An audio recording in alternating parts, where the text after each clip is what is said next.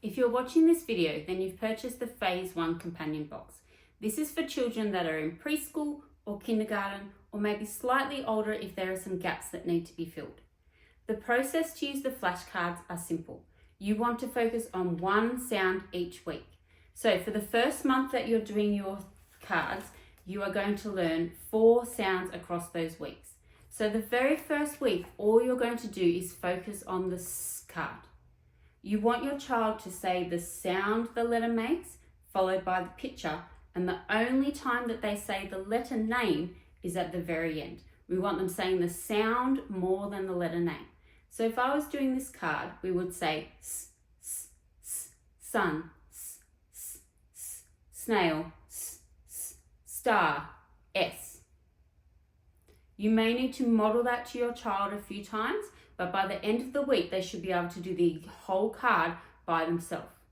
When you get to week 2, you're going to add a card in, and you would go through the exact same process. So ant,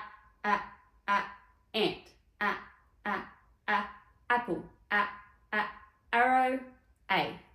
And then you would flip back and you would revise and do the sound again.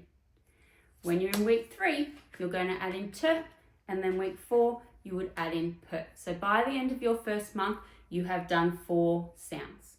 Now, if your child knows more sounds because they're at school and it is the middle of the year, then you need to make judgments on how many cards you're going to do. But new introduction of sounds should only be 1 card at a time. So 1 sound that you do for the entire week.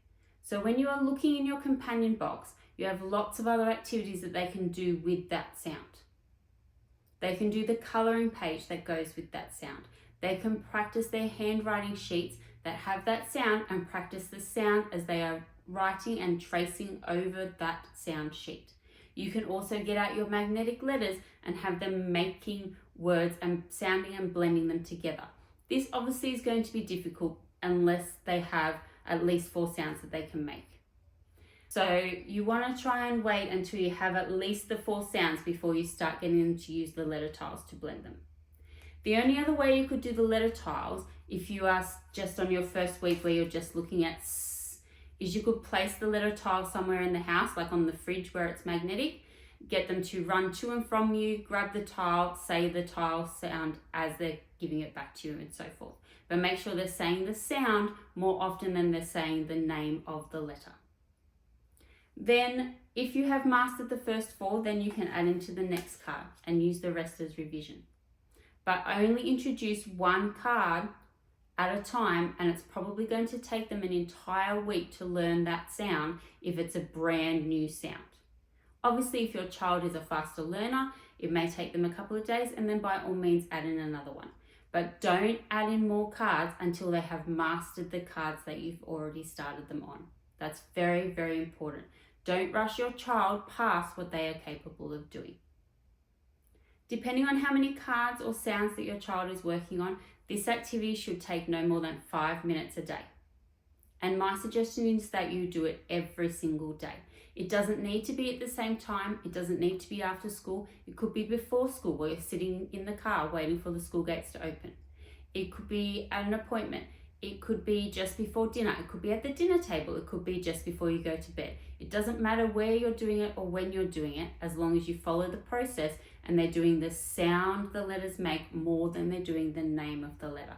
Because this will lead to less confusion than them seeing the letter B and thinking it says B when it says B. If they've heard B, B, B, B, B, B, and B, then they know the sound is B and the letter they see is B. The distinction between the 2 is very important. If you have any questions or you need any extra help, please feel free to go onto Facebook or Instagram. I do question and answers once a week. Also comment on any of the posts or reels about anything, and I'm more than happy to help you. And I can't wait for you to be part of the Little People Learning community.